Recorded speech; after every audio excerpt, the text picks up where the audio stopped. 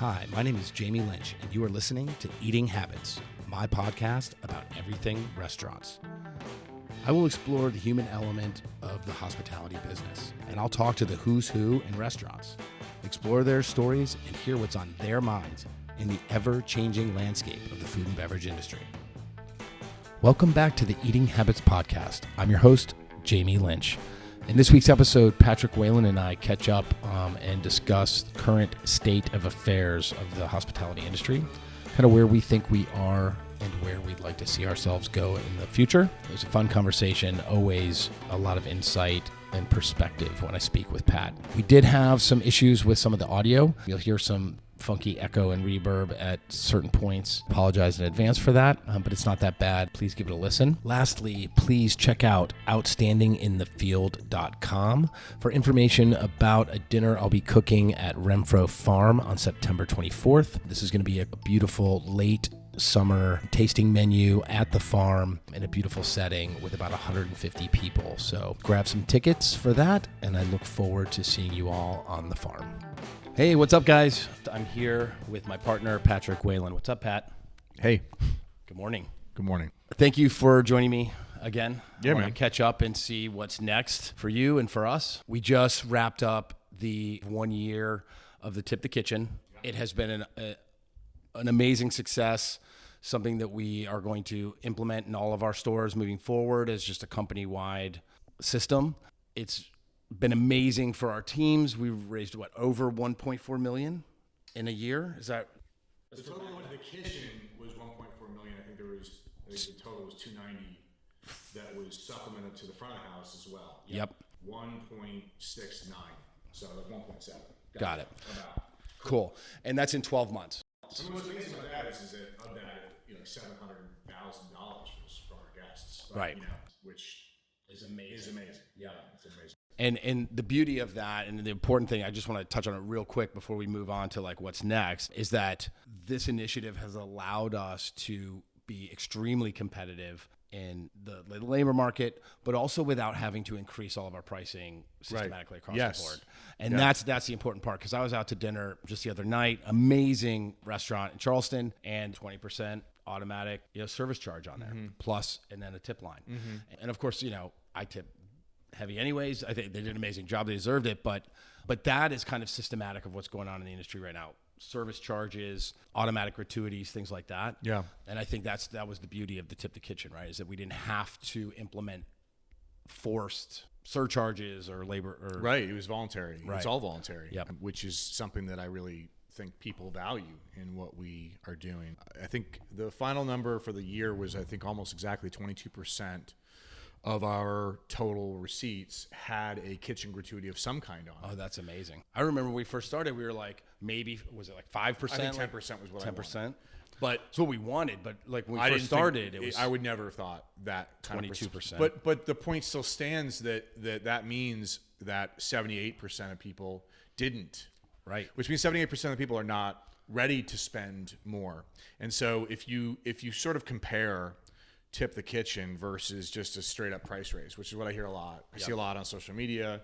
I see a lot in discussions when we've talked to the restaurants about it. Why not just raise prices? And it's like, well, maybe not everyone's ready to pay more money. Yep. And in fact, raising prices to solve problems at restaurants, I think is a dangerous proposition, because then you just raise prices every time there's a bump in the road, and that's then suddenly you're pricing yourself out of your market. Yep. Raising prices from a mandatory standpoint narrows the field of people that can afford to come to eat at your restaurant, and I never want to do that. I want to have as big a spectrum as possible guests as potential guests as possible. And so Tip the Kitchen was a way to get more money in the system, which is really this is about, right? Is getting more money into restaurants in general, and in this case ours. Yep. And to do so where the people that are participating want to participate. Right. It's not out of obligation. It's not out of some mandatory policy, but rather a choice that our guests have. And further, it's a partnership because of our willingness to match what they're putting into the tip pool 1-to-1 up to $500. I think our contributions total to the program are over $1 million, but our contributions to the match side of it was like $600,000, something like that. Yeah, $500,000. Yep. which is a lot of money. I mean, that's an that's unbelievable amount of money, and so I think that has really saved us from having to raise prices and narrow the field of customers. In fact, now I believe the field of customers that can come to us is much bigger, not only because it's a positive program that people talk about, but also because we don't turn over in the kitchen nearly the way that we used to and that most restaurants are right now, which means that our product is better, which means they can handle more volume, which means that you don't spend as much money on training, staffing, you don't waste your chef's time, you don't waste your front of house manager's time, on LinkedIn or on Craigslist, Indeed and all that stuff. Yep. No chef, no front house manager wants to spend their day on those platforms, and yet most have to because of staffing problems these days. And we really, we still hire, but we also opened like 3.5 restaurants in a year. So we had a lot of positions to hire. Yeah. We simply would not have been able to do that successfully without Tip the Kitchen. I'm sure of it. Yeah. So it was a game changer for us. It was also a lifesaver for us. Yeah, for sure. I agree. So what's next, right? So that's worked. Coming out of the pandemic and reopening the restaurants, we had kind of committed that we were going to influence the hospitality game, influence the restaurant business, do some positive change after kind of the realizations of being part of the problem for so long and not really seeing it, right? We're just part of the machine. And then having that time to reflect while we were closed, coming out of it saying, hey, okay, we are going to reopen and we're going to come back stronger, but we have to start to heal some of the systemic issues in the hospitality business. Tip the Kitchen being the first one that worked. So now that it's implemented, what's next? Do you have your sights on anything right now? Do you have a program, an initiative, a sector of our? I think this is a great platform. Mm-hmm. I think the Eating Habits concept, as it was originally designed, was to evaluate. This goes back to social media again. Evaluate some of the things that were happening to restaurants uniquely as an industry that were really bad for it. Something that I think about, we've talked about this before, is I saw an interview recently, an old interview with Anthony Bourdain talking about Yelp. And it was pretty hilarious, actually. Yeah. He just completely dismantles it. Right. And it's funny because I think if you asked, 100 chefs what they think of Yelp, my guess is over 90% at least would say it's bad for business. Mm-hmm. And not because it hurts their feelings that they get bad reviews, although I think that people do take negative reviews personally. I know that we have before. Sure. But I think it's because it's like this constant injection of really negative talk, frankly. Yep. And it disrupts your normal way of functioning when you're sort of being battered with this sort of negative and at times toxic and abusive feedback, especially when it's anonymous. Or especially when it's not something that was voiced at the restaurant or the restaurant was given the opportunity to fix it. One story that I laugh at the most, or not laugh at, I guess, is the most indicative of the absurdity of it all is during COVID, we would get negative reviews because, our staff would take their mask off or have it chin strapped for a minute, which of course we were telling them not to do and put it back on. But it's a lot to work in a restaurant with a mask on. So they take it off for a minute and customers would blast them. And that wasn't just our restaurants, all restaurants. Yeah. And the customers would blast them interview. Oh, your staff wasn't wearing the masks, but they weren't wearing masks. Right. Like the customers would come in and not wear masks. And it was like out of a Black Mirror episode. It was just very surreal.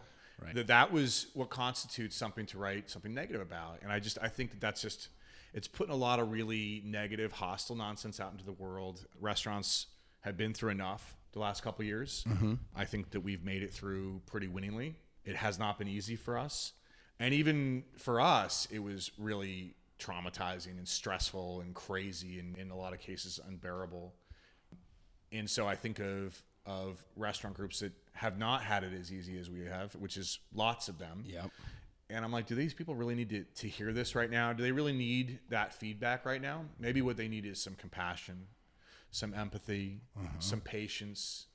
The things that we all proclaim that we are serious about, that we care about as human beings, we need to demonstrate it towards each other. And so I think Eating Habits is intended to create a dialogue where we're sort of putting a mirror up to some of the absurdity that we've seen and some of the negativity that we've seen, in a hopes to have a meeting of the mind, so to speak, with our guests of like, listen, if all these chefs and all these restaurant owners are telling you that this is bad for the business, that it's bad for us, it's bad for our industry, I think people should listen. Yep. I think people should take that seriously. Or at least consider it. Like, think about contemplate it. Yeah. Don't just have this, the knee-jerk world is reaction so to- filled with hot takes these days, and just I've decided this is what side of the fence I come down on, and so I'm going all in on it. And it's like, but life isn't really like that. Right. Life is a lot more gray. It's not binary. In fact, it makes you human to not be binary, and to understand nuance and to understand intention. And so I think that our job right now for the restaurant business is to treat it the way that it is, which is an ailing industry. 20% of it is gone, and there's probably more to follow if they don't pass the restaurant revitalization refill. And to ask ourselves as customers and as people, is that what we want? Do we want this to continue? Right. Everyone's willing to point at restaurants and say, hey, there's things that are wrong with this industry, and we agree completely. 100%. And I think we've been willing to take responsibility for some of our role in it. Yep. Because we've had a role in it. But I also think that perpetuating the cycles that sort of got us into this in the first place, which is things like online reviews that are hateful and nasty and that kind of thing, I think they got to stop. I think it's just social media in general and what people are doing and saying on social media. I think everybody knows, by everybody, I mean everyone knows that it's a little out of control at this point. The social media is out of hand. I mean, I have 3 kids at home. My son is turning 12 in May. Like, I'm starting to worry about him. Like, how old's Max? 18? 18. Like, it's terrifying to me to think that that's a world that these kids are walking into. Yeah. And I also think that 100 years from now, people will look back at how unaccountable sort of everything is right now and just say, how did they do that? Right. How is that it'll be like Napster. Yeah. I remember that's a joke that dates me a little bit. I don't know. Yeah, I don't know. When Napster first came out, I was like, how is this possible? Yeah. We just get free music all the time for no reason. Like, that's excellent. And now, what do you mean, no CDs? Yeah, like, we're done with CDs. Yeah, I had an MP3 player, right? Winamp. Yeah. Anybody who's my age knows what Winamp is. Funny. Anyways, I think it's one thing. It's a sign of the times, and it'll be a thing that will be part of conversations for a long time to come. And I hope that the conversations are productive, and I think that's what Eating Habits is designed for. Yeah, totally. Do you read the reviews for our restaurants anymore? No, I don't read any of them. We used to read them I read all the time. I mean, it was constant. I stopped reading reviews when COVID. This isn't true. I monitor reviews. I kind of am aware of them. Right. But I used to read every single one of them. Every morning, that was my routine. I would wake up and I would go on to OpenTable and Yelp and TripAdvisor and Google, and I would read all the reviews. Once we reopened in 2020, but really 2021 is when it started to be most noticeable. Once we reopened and I saw the feedback that was coming in, not just towards us, but in general, how aggressive suddenly the reviews were. And I'm not breaking new ground. I mean, you can read, almost every paper nationally wrote an article about how people's behavior post-COVID was really, not everyone, of course, but there was this really big surge in really aggressive, angry. It's like a year of being trapped inside. I think people were messed up by that, honestly. I think that messed with people's heads. And so they came to restaurants looking for what they got from restaurants prior to COVID, which was a diversion, an escape, an opportunity to feel taken care of, to have the stress removed. And restaurants weren't there yet. I mean, frankly, they're still not there yet because of staffing issues, because of financial issues, supply chain issues, because of supply. I mean, it's just just inflation. Like, it's a tough time to be in the restaurant business right now. And so I think our inability to adequately pull off that sort of, our being the restaurant business, us too. Yep. Pull off that show, that effect, distraction, that diversion, as successfully as it was prior to COVID. I think people are angry about it.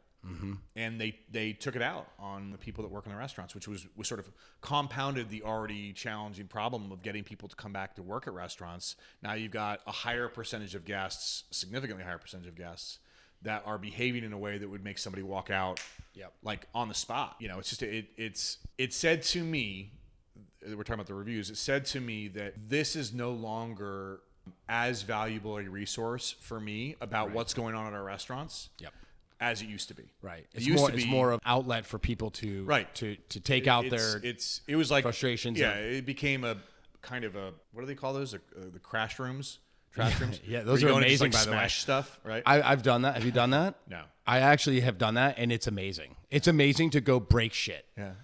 And zero consequences. Yeah. You get to go break the shit out of stuff and walk away and be like, holy amazingness.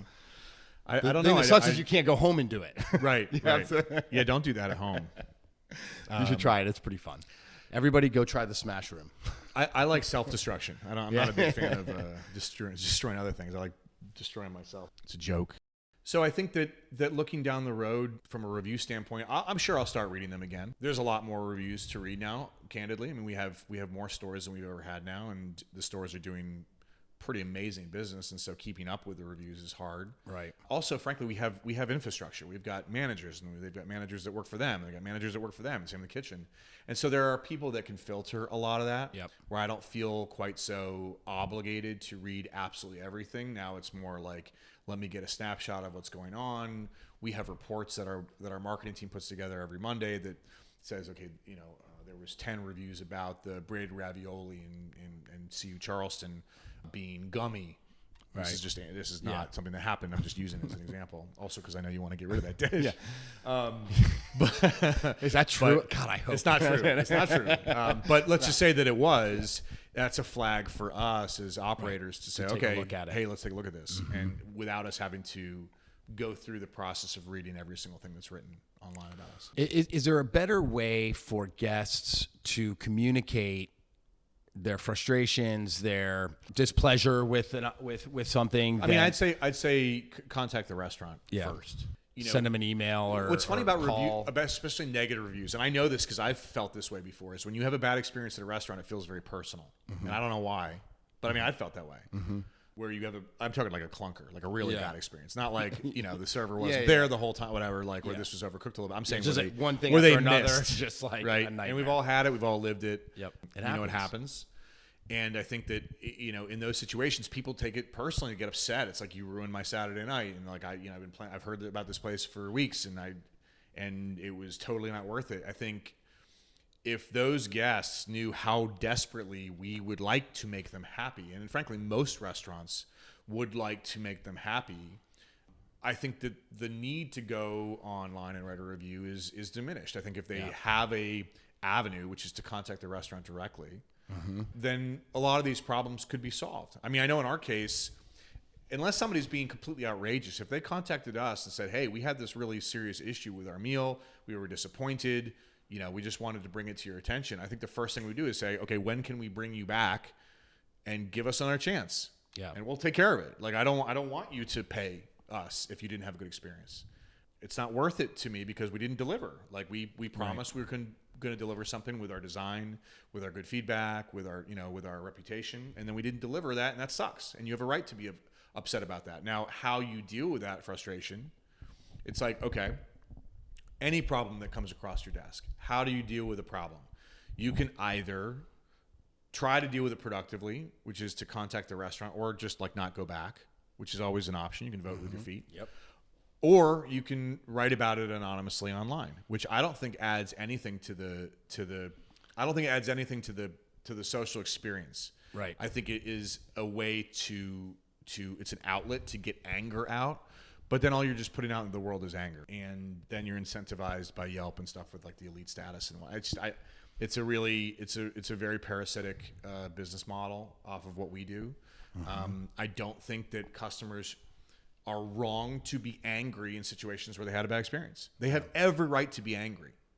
My question is what do we want to do about it? How do we fix this moving forward? Okay, if every restaurant's saying this is bad for the business, and every customer is saying, well, we need to have an outlet, it's like, okay, well then perhaps what the outlet should be is to contact the restaurant directly. Yeah. And then if the restaurant is basically like, go scratch, screw you, okay, fine. Yeah, go for it. Go wild. And in fact, kudos. And I agree, provided that you're not being completely unreasonable, I agree that you have a right to communicate that to others. But I think that should be a step, an intermediary step that happens first. There should be some responsibility in your communication. Like, people should be, like, they should, at least give the restaurants an opportunity. I mean, I've been involved in reviews where I was involved in the incident itself. I know exactly what happened, and you read about it online, and it's just, that's just it's far afield from reality. It doesn't mean that that's not how that guest felt Right. in that moment. It also doesn't mean that what they're saying is true. And that's just sort of like, again, this is where this ties back to the social media conversation, which is, it's like, where is real? Where do we find real in all of this? And that's a burden that social media has put upon us, which is this like sea of information that we're all trying to find our way through. And restaurants have a very small piece of that. You know, like, we're not finding vaccines, Right.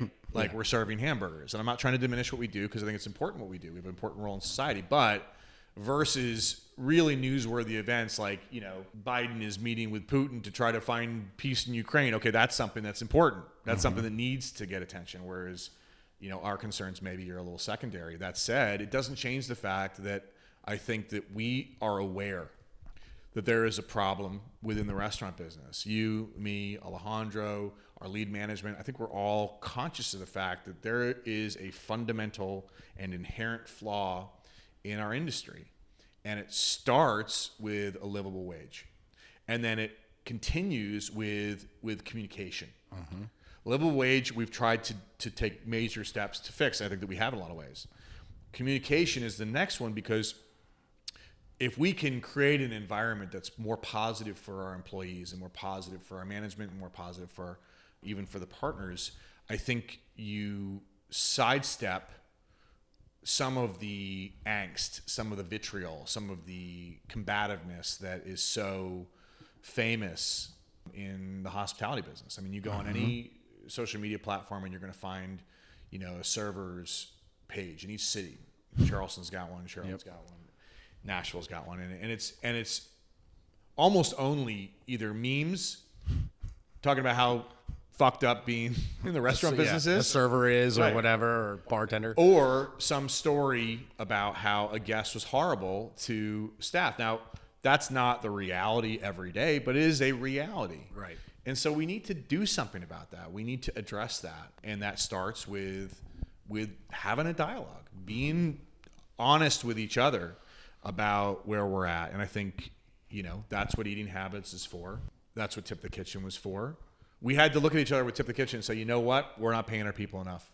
And not only that, we haven't ever. Right. Yeah. And that's something that we're going to have to grapple with professionally for a long time. There was a window of time where we didn't pay our people as much as they needed to make to have a livable wage. Period. Yep. And I think we've been pretty vocal about that, frankly, on social media. I mean, we've sort of put our heart on our sleeve, so to speak, and said very candidly about that. I think now it's about saying, okay, what else? Where else are some areas that could be better, that could be more productive within our industry to remove some of that vitriol, some of that toxicity? That's what I want. The livable wage is the first step towards kitchen specifically, but the restaurant business as being a livable career, a viable career, a career where people can be proud of the work they do, that they can say, yeah, you know, I work at this place and it's a great place to work and I make good money and you can do all those things, right? The things that people want. And the livable wage is the first step to that. The communication obviously is the next step, but how else can we to make this a more viable? So if you take the money litmus test out of it, in other words, they're making enough to stay in the industry, and then you work to create an environment that's more positive and more productive. And I think that the kitchen feeds that, because you don't have the kitchen in front of the house fighting the way they used to. They're working together. They're working together. I mean, listen, they're not walking down the street singing Kumbaya. Okay, like they're still it's still a high stress environment. But I think the percentage of time where there's an issue between the front of the house and back of the house is far less than it used to be, and the turnover is remarkably less. And so you have more stability with your staff. You have more maturity with your staff. You have less transients. You have less vitriol. So now you have an environment where people want to be, and they can make a livable wage. Yeah. Our next step after that, and this is something that we've done since we started. We've always done this, but now we're really starting to see the benefits of it, is creating a path forward for the people that are electing to stay in our industry. You know, our job is to make them a livable wage, create a positive work environment, or at least a non-hostile work environment, and then show how that job they have can transform into a real career that they can be proud of. Yep. I mean, it doesn't help that everyone, the restaurant business is such a risky business. It's a tough industry. It's like, I hear that all the time from people that have no experience in our industry, which is just, I think finance is a tough industry. Yeah. So do I. I'm like, ugh. Yeah. Think like what an engineer does to me might as well be magic. I don't know how any of it works. So for us, this is a relatively easy industry because we like doing this, and this is something that's interesting to us.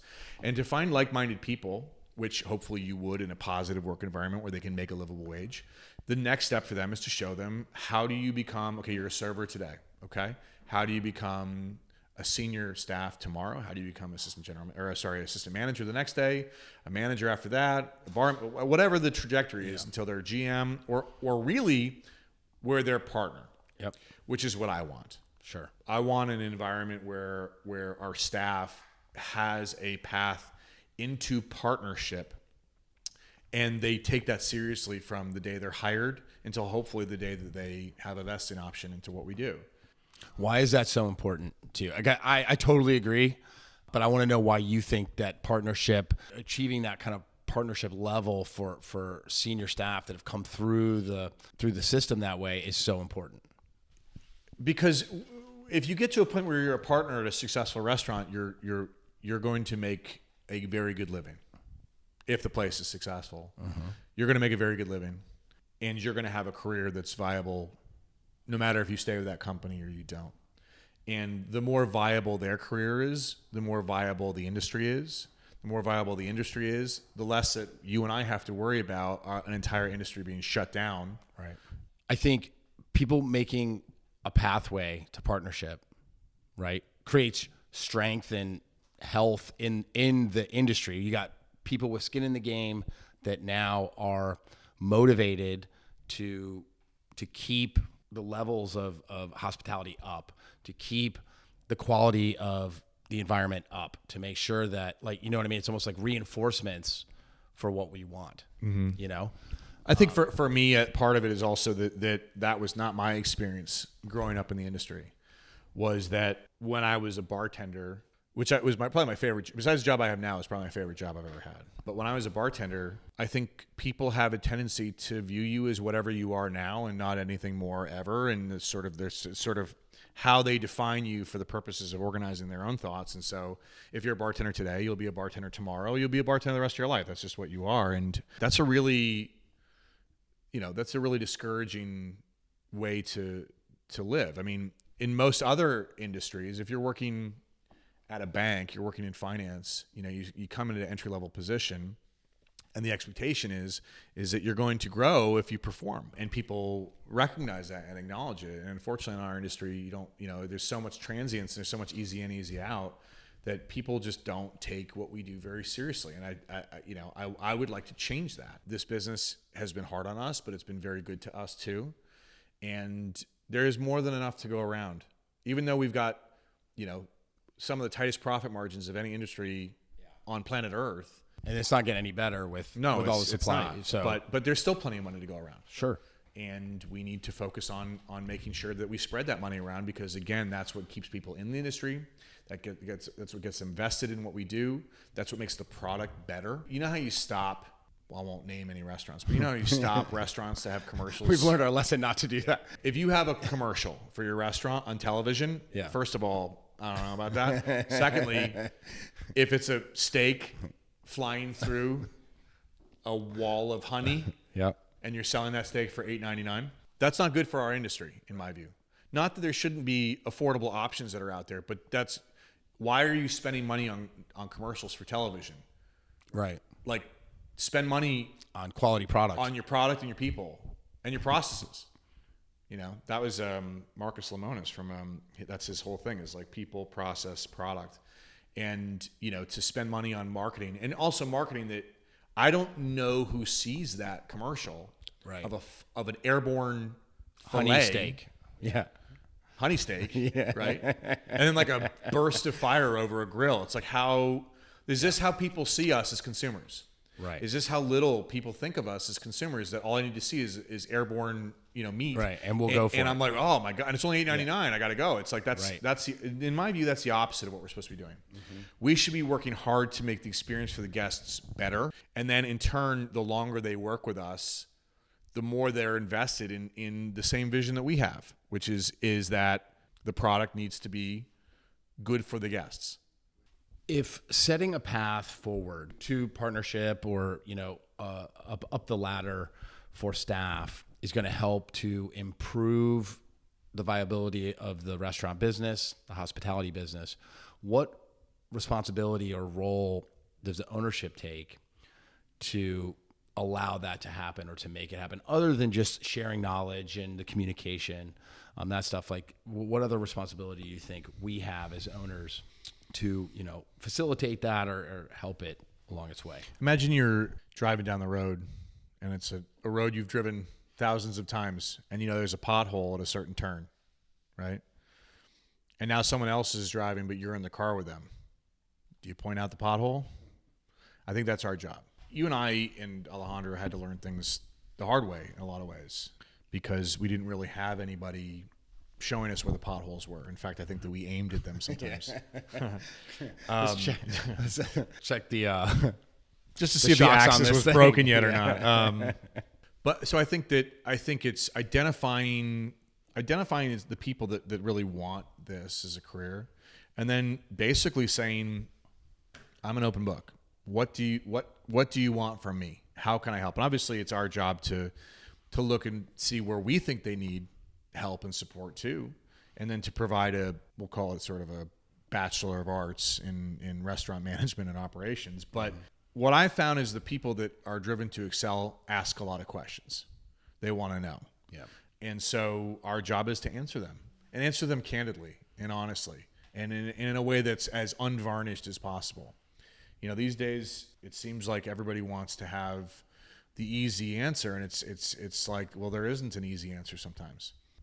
Sometimes there's situations where you're booked on a Saturday night and there's a table that is camping. Camping means hanging out after they've already paid their bill for an excessive amount of time. And that table had two problems with their dinner, right? That were outside of our control or whatever, but maybe we screwed up somehow, or who knows, whatever. The point is they had a problem with their table. Under normal circumstances, we would let them stay as long as they wanted to. But there are reservations behind them. That reservation's getting frustrated and angry because they want to get seated. They've waited for 15 minutes or 30 minutes or whatever it is. That's an impossible situation to do. You're a manager and you got to deal with that. It sucks. And that's happens every night at most restaurants that are busy around the country. I can't give you an answer to that question that's going to sound good. There is no good answer to that. I think understanding how to properly value the situation from both guest perspective and from the store's perspective is something that's hard to do, because you got a lot of factors to consider sort of at the same time. When those situations present themselves and young management goes, what do I do? We need to give them the answer. A lot of times what I've seen is, where the people just go, well, your problem, figure it out, which I think there's value in that too sometimes. But if they're stumped, show them how you've handled it. And maybe that will work, maybe it won't work, but at least you're experiencing it together. And I think that's really the point, is viewing your employees as future partners forces you as an owner, as an operator, to take them seriously in a way that maybe they're not even taking themselves that seriously yet. And that's happened many times with us, where you see somebody who's young and motivated and excited about the business, and they don't know what they want yet, but you can see a path for them in the hospitality business 5 years from now. And so if you can take them seriously, they'll feel respected, they'll feel valued, they'll feel inspired, they'll feel connected, they'll feel a sense of loyalty, and they'll work their butts off, sort of regardless of you, but they will work their butts off. And that's what we want. Right. We want people that buy in, that are motivated, that are hungry, that will appreciate the opportunity to make partner one day or to make upper management, and will appreciate the fact that we're willing to share. Basically, I mean, we're more or less open book. We are open book for anybody that works with us. Sure. And I think that's our obligation next for them.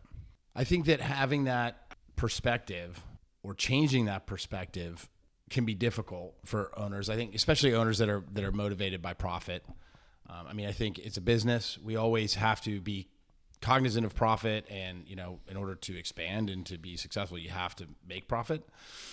But you got to spend money to make money. Yep. Right. That's the sort of the biggest problem as far as I'm concerned with restaurants is there's not enough money in them. There's just not enough money in them. I think there is this narrative, that 50% of restaurants fail in the first year. 90% of restaurants fail in the first year, right? Okay, why? Mm-hmm. Why is that? It's because instead of making our product overseas, right? Mm-hmm. Like our labor force are all American employees. Mm-hmm. They're U.S. citizens that work in our kitchen. They make the product, where they work behind the bar. They make the product. Our sales force isn't somebody that we sub out to, some rural suburb somewhere where the real estate costs nothing. We're paying uptown retail, we're paying downtown retail for our rent, and we're hiring an expensive workforce compared to what you would pay perhaps in China or who lives in the market, who lives in that marketplace as members of the community. All of that is expensive.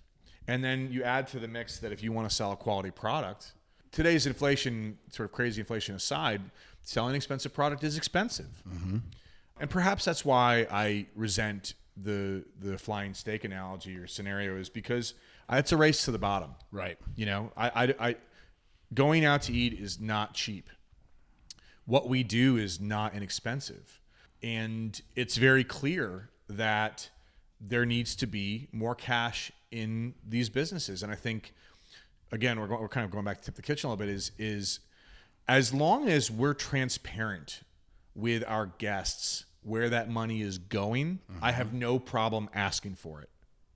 Yep. I think when people say something like, oh, we're just going to put a 10% fee, I've seen a kitchen appreciation fee. Right. They're totally deserving of it. But where does that go? It's not outlined anywhere. It's not detailed anywhere. We're going to raise prices 10% across the board. Who gets it? Where, what is that? I understand the distrust that guests may have in that situation where they don't know where the money is going. But if we have 1,000 reviews on Yelp or on some whatever, we have 1,000 reviews online, and we've got a 10% profit margin or 15%, somewhere in that range margin, mm-hmm.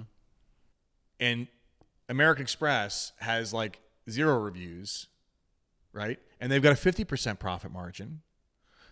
I mean, let's just be real about it. Who's screwing people over here? Like where should our criticism as consumers be directed? Mm-hmm. Why is it that and this is an important question. It's a question that I've struggled with a lot. Am I being hypersensitive? Maybe, probably a little bit. But why is it that these review platforms seem to be so focused on restaurants and small businesses? Meanwhile, huge industries like Walmart, for example, you go on Walmart right now we're in Charleston. The one in West Ashley probably has 30 reviews, 40 reviews. Right. We have thousands. Right. Why is that? Okay, people want to talk about restaurants. Okay, fine. That's fine. But you go to a restaurant once, you go to Walmart, if you shop there, you go to Walmart frequently. Mm-hmm. Why is it that an industry where there's a profit margin of 20 or 30% gets no sort of scrutiny, and our industry gets pounded on? I think that's again indicative of the greater problem here, which is that people don't understand restaurants. They like talking about it. They like, unfortunately, criticizing sometimes. They like bragging about it if they had a good experience. They love sharing good experiences with other people, which I love about it. But they don't really understand it, which is why the failure rate is so high, because a lot of people get into the business without really knowing what they're doing. Yeah. I think we need to remember the value of expertise and listen to the voices from within our industry that are saying there needs to be more money in our business. Mm-hmm. There just needs to be more money for what we do. Why don't you just pay your staff a livable wage? It's like we are trying desperately. Right. We are bending over backwards. We are inventing new systems to do that. But there are a lot of restaurants out there. I went to one recently. Mom and pop operation, awesome restaurant.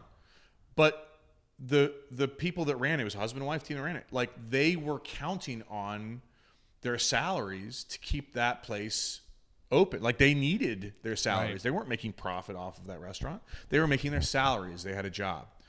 That is an incredibly narrow profit margin and very scary, because any deviation in the marketplace up or down by even a few percentage points can wipe restaurants like that out, which is exactly what happened from COVID. Yep. Even with the PPP, even with Exactly. the supplemental funds that the government put out there, 20% of the industry failed.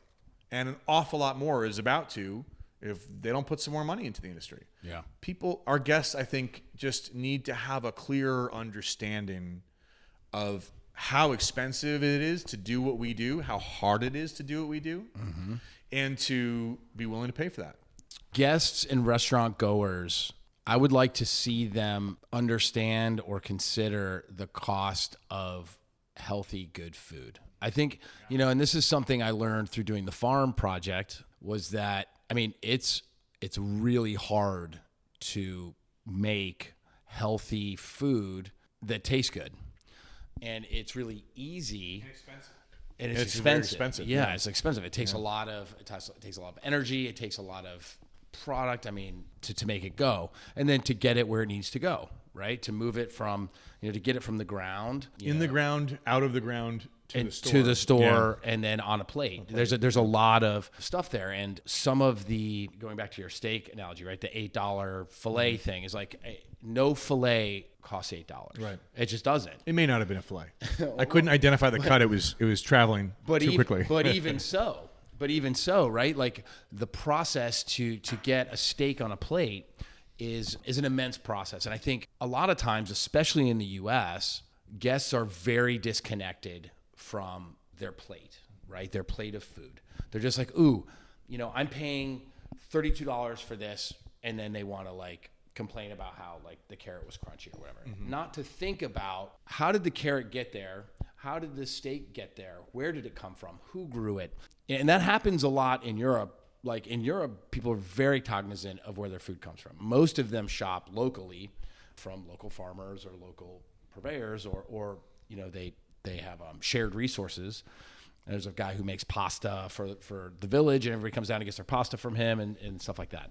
I think that environment creates this education for the guests where their expectation for quality and healthy food is based in reality. And here it seems very disconnected. And I think that's something that I'm struggling with as we grow, is how do you spread that word? Like, how do you get people connected in a way to their food where it's not taboo and it's not like, oh, like steak is meat. It comes from an animal. Right. And that costs money, and it takes care, and it takes somebody to raise that, especially if they're going to do it well. And for me, I think that's one of the next steps, right? One of the next steps is the education of the guest, how that stuff gets to the plate, and the value of that. Challenge, I think the challenge out there is that I think informed diners know that. I think informed diners are aware and are willing to pay sort of whatever. Totally. I think getting information to everyone is harder because you have the Cheesecake Factories of the world, where I can have a menu that's 20 pages long and has 100 items on it, and it's all relatively inexpensive, and the portions are gigantic and comes from a factory somewhere. It says it. It's a totally brilliant business model, okay? But in my view, the hospitality business needs to be a constant balance between those two words, between hospitality and business. And what I see a lot with corporate restaurants, this is worth talking about, that happens with corporate restaurants is that they lose the hospitality in lieu of the business. Yep. It's something that we have battled with, honestly, and I understand why it happens, because it's so hard to train people. It's so much easier to train processes. It's like, I'm just going to give you this checklist, follow it, do it every single day. We're going to punch this button, and we're always going to make a certain amount of money. And the problem with growth with restaurants is that when you grow, it's hard to invest in your people in the same way when you have, like, every one of these restaurants that everybody is so reviled, right? Applebee's, I like making fun of Applebee's. But it started with one Applebee's that someone cared about, that someone really loved that restaurant. And, or I don't even know this. Maybe I should Wikipedia it. But I don't think it started as a 10 restaurant group. You know, it started with Yeah. one. Sure. And so that first one, you can't lose the spirit of what made you successful in the first place. And that's what happens. Mm-hmm. I mean, a great movie to watch about all this is called The Founder. You ever see that? Oh, yeah. About Ray Kroc. Yeah, yeah. And how he created an amazing business. Yep. But the product was just completely destroyed. Yep. And you didn't really know who to root for in that movie, honestly. And what story do you want to get behind? Because you understood why he was doing it, but you also understood why the two McDonald's brothers, the original founders of McDonald's, didn't like what he was doing because he destroyed the integrity of their product. And so I think, you know, going back to the conversation about corporate places, is that when you substitute a process for a person, and when you substitute a budget for marketing versus a budget for an employee and training, you get on a sort of fast track towards a depersonalized, dehumanized hospitality experience, which to me isn't hospitality anymore. Now it's functional. Right. You know, you're going to a place to eat food because that's just what you do, rather than I'm going somewhere and I'm taking a risk. I'm going to be surprised in a positive way. That's my most favorite thing about restaurants. My experience and seeing it from other people, where you go into a new place and you see something for the first time that changes the way that you think about your life, about the world. I see it when they walk into Church and Union Charleston. It's the most dramatic. I mean, all of our stores kind of have that effect, but like when they walk into the nave, the main room, to see people's faces is like, it's like mainlining inspiration. It's the most inspiring thing to watch. I sit at a bar and I watch them do that. It makes me so happy, because that's what I think we get into hospitality for in the first place. Right. It's not to make fortune of money. Those that know me, I don't really prioritize money a whole lot. I mean, I like having it to pay for the bills. I like nice things, but if it was a choice between being wildly rich and being, you know, affluent and comfortable, and the difference between the two is that we sell something that has integrity, I'm clearly going to choose the latter. Yeah. I like making a good living, but I also like selling something that I'm proud of. And we're at the point with our growth where this is what I thought we should come back to, is we want to grow. Our group wants to grow. We could basically open in any marketplace right now that we wanted to. We have offers all over the place because we've sort of made it past that threshold, whatever that is. Right. Now it's a question for us of how do we, first of all, do we want to, and how do we grow responsibly? I remember going to the first Shake Shack in Madison Square Park and standing in line for 2 hours, or an hour and a half, or whatever it was. Yeah. They literally had signs. They're like, if you're at this sign, it's it's 1 hour. It's an hour and a half. Yeah. And the experience of going to Shake Shack was so much more than eating a cheeseburger, although the food was great. I love Shake Shack, right? But it was about the camaraderie that you felt with the people that were in line. I mean, it was fun. And also Madison Square Park in the fall or whenever is just one of the most spectacular places in the world. So now you go into Shake Shack and it's McDonald's. It's a better product. Yeah. I think the service is better, but it's fast food. It's nicer fast food, but it's fast food. Yep. And that makes me really sad. I get it. I don't really blame them. It's funded. I mean, Danny Meyer does the Union Square Hospitality Group like school now and teaches people. I mean, I think that there are so many good things that have come from that money that I understand. I also have an emotional attachment based on my experience, my personal experience going there. And so looking down the road for us, not that we're going to be Shake Shack or anything like that, but if we would like to continue to grow, I just want to make sure that we do it where we're doing it in a way that we, you, me, Ollie, and then our teams can look at the product that we're selling and say, you know what, we're happy with this. I don't care what the reviews say. We're going to filter out the noise and look at the product ourselves and say, are we happy with what we're doing? Do we feel inspired by what we're doing? Because if we don't, why would we expect anybody else to? That needs to be our goal looking ahead. I'm glad you said that. So let's talk about that, because that's interesting. I think that so far we have done that, right? Somebody was telling me about this at Church and Union Charleston just the other day. we were talking about the different restaurants, right? That we're in Nashville now. We are in the design phase for Denver, Church and Union Denver. And they were saying, what I love about it is if I go to Church and Union in Charlotte, it's not the same menu. It's not the same. Not everything's the same. You know where you're at, right? Most of it's not the same. Yeah. Like there's no there's no set menu, right?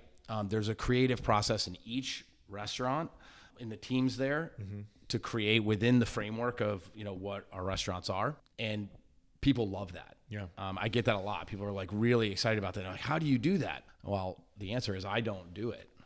Right. I used to do it when we had 5 Church originally. Now we have teams of people that are doing it, and that's the important part of the growth. That inspiration for you moving forward. It's way harder to manage, by the way.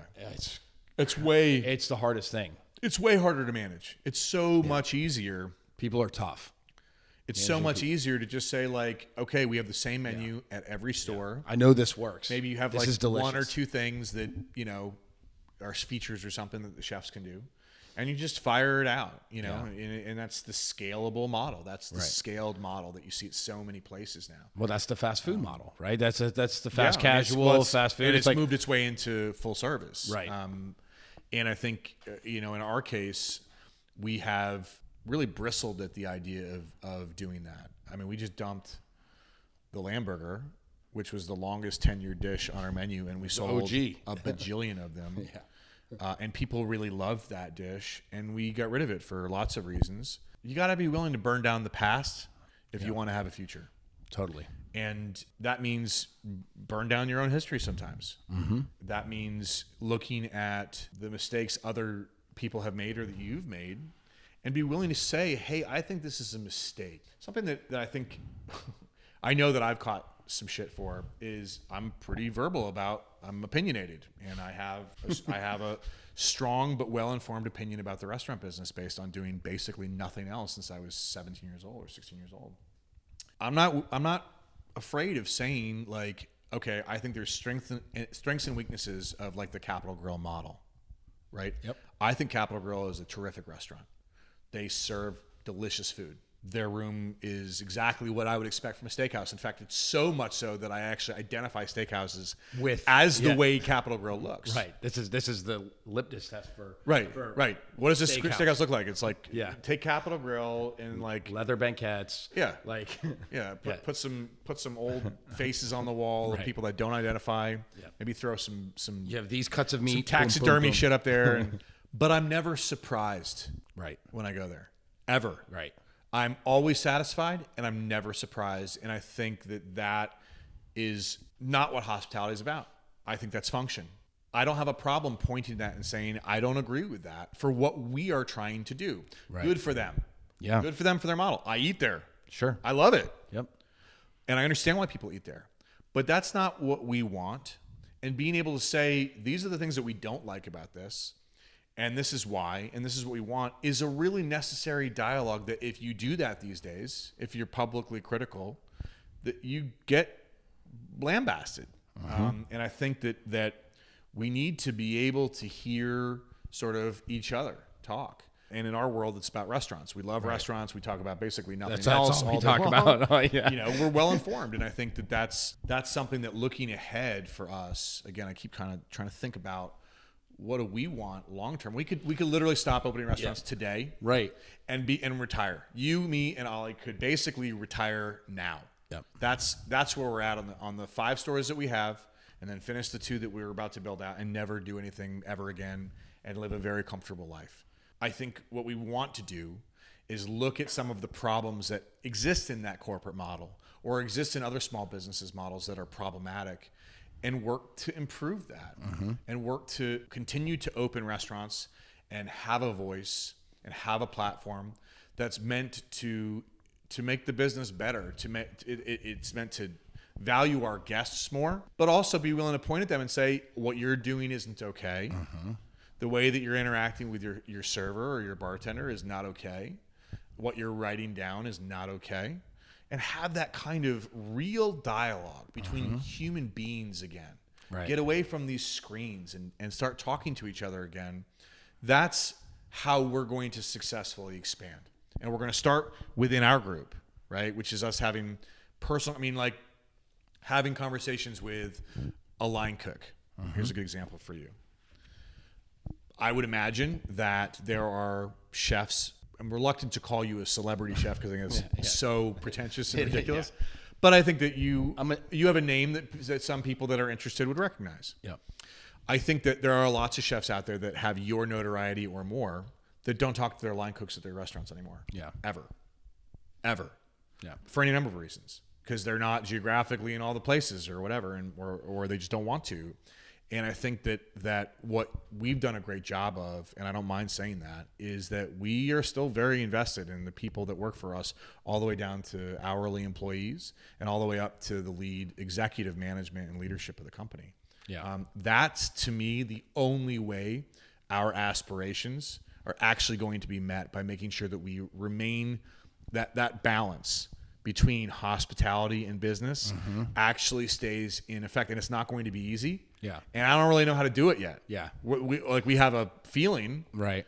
But each new place provides new challenges that we're going to have to sort of troubleshoot as we get through them. But that's the goal. Yep. I like it. On that note, I think we should leave it there. And I think that's a great way to end it. And I think it's an inspiring message. It's a clear message. And I think that people should take heed, and when you come to the restaurants, like, talk to your manager. Yeah. If you see one of us in the dining room, grab us. Or if you have a bad experience, grab a business card on the way out. Yeah. Almost all restaurants will have that. Hey, do you have a manager's name and number? Do you have a business card? Yeah. On the way out, just grab one. And then shoot them a text. Give them a call. You would be Send amazed. Them an email. I remember last year I went to Disney World with my family, and I brought my in-laws. And we were going to stay at one of the hotels. And they didn't tell us this before we got there, but they were having construction in the hotel. And it was like jackhammering. You could hear it in all the rooms. I don't even know how they could pretend to be open. And so I called 1-800-MICKEY or whatever the Disney hotline. Yeah. He called Mickey himself and said, "Yo." And I was upset. I mean, we paid a lot of money for this. We'd been traveling. We were tired. I had my in-laws, and they were ready to be in their room. And we called this guy, and he was so gracious. And and I was pissed. I was like, "Listen, I'm upset. I'm frustrated with the situation. Here are the reasons why." I wasn't abusive, but I was like, this is a problem that I really want you guys to help us fix this. Because this is like crazy. We can't sell a room where someone's jackhammering. It's just so unacceptable in a resort. And especially for what Disney, I think, is projecting themselves as selling. Right. Which is this, great family experience, memories. It's the happiest place on earth, Pat. Right. Well, it wasn't for a minute. Right. And this guy weren't did living a good up to the job expectation of earning that. He earned that reputation with the way he handled our inquiry. And so I went from being like, you guys are ridiculous, which frankly selling that to me was, but maybe there's some story as to why. Maybe the contractors walked off the job for 3 months and then who knows? Yeah. Shit happens. But he saved it with his behavior and the way he dealt with it. And for that, I will always go back there. And I actually have the guy's name, and I'll call him for reservations in the future. And I think that there are so many people in hospitality that would take that approach. Totally. If you give them the chance to do it. And that's the message that we need to send to our guests. Yep. Give us a chance to do right by you. Even if we didn't the first time, we really do want to. Right. I love it. Yeah. Thanks, man. Thanks for coming in and talking about that stuff. And I'm looking forward to Denver. Next. Ophelia's. We gotta get that under construction. That needs to get going. Yeah, I'm ready. Almost. I'm ready. My pizza dough is ready to go. Yeah? Yeah, we're gonna do a pizza party. Yeah, we're gonna do a pizza party with the kids next week. Okay. They'll be the judge. They'll be the guinea pigs. I'm sure they'll be happy with that. All right. Thanks, man.